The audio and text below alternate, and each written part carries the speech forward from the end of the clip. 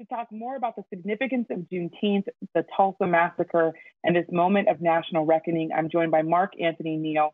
He's a professor of African and African American Studies at Duke University. Thanks so much for being here, Mark. Juneteenth has been commemorated for Thanks for decades having by Americans across the country, but a lot of Americans are just now learning about Juneteenth. What do you think people should understand about this holiday or this day as you think about the moment that we're living through? It's an important historical marker. Of course, the Emancipation Proclamation occurs January 1st, 1863. General Granger delivers that to the folks in Texas on June 19th, 1865, more than 2 years after the Emancipation Proclamation. What's important to remember about this particular moment is that the Emancipation Proclamation actually only freed the slaves that were in the Confederacy, not in the Union. It wasn't until January of 1865 that we see the 13th Amendment, which makes slavery abolished.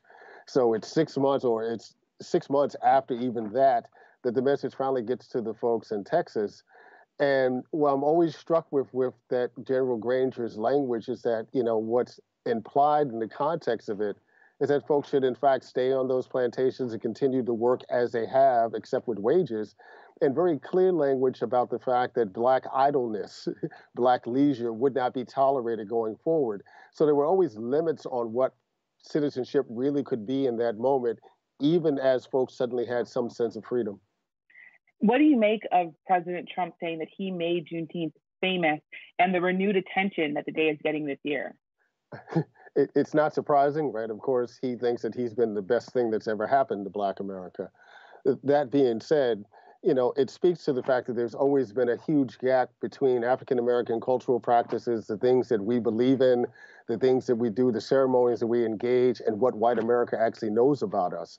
So there's no question that even though he did not make the holiday famous or more well known, it is something that is now in the consciousness of white Americans in ways that it hadn't been before. And quite frankly, had he not chosen initially to schedule this rally in Tulsa on Juneteenth, whether that was a conscious political decision or just him not being able to read the room, it's clear that over the last couple of weeks, there are more white Americans who are aware of Juneteenth than had ever been aware of Juneteenth before.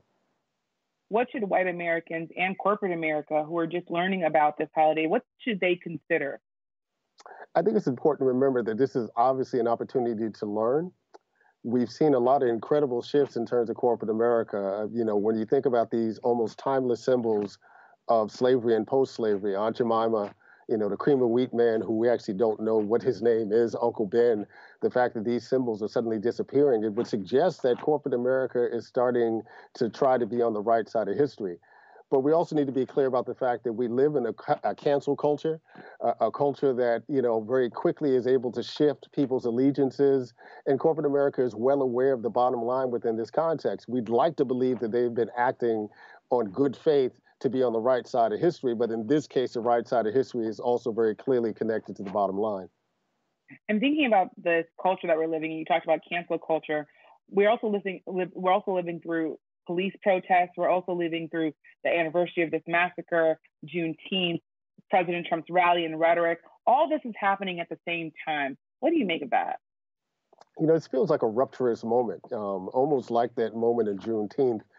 That something has changed and something has shifted in the culture. It's almost like it's like this alignment of stars, if you will, that we could have never imagined.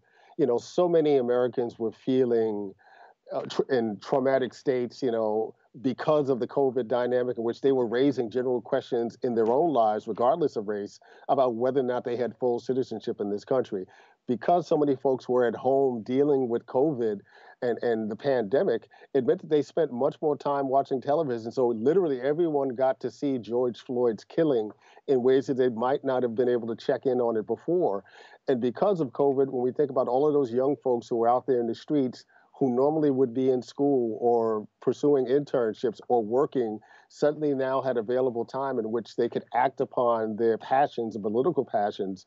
It's just a unique moment where all these things come together. Again, going back to even the president's decision to hold this rally. And of course, he's been aching to hold a rally because he hasn't been able to for so long. And choosing that particular date, it just allowed for us to have a much deeper conversation about race in this country.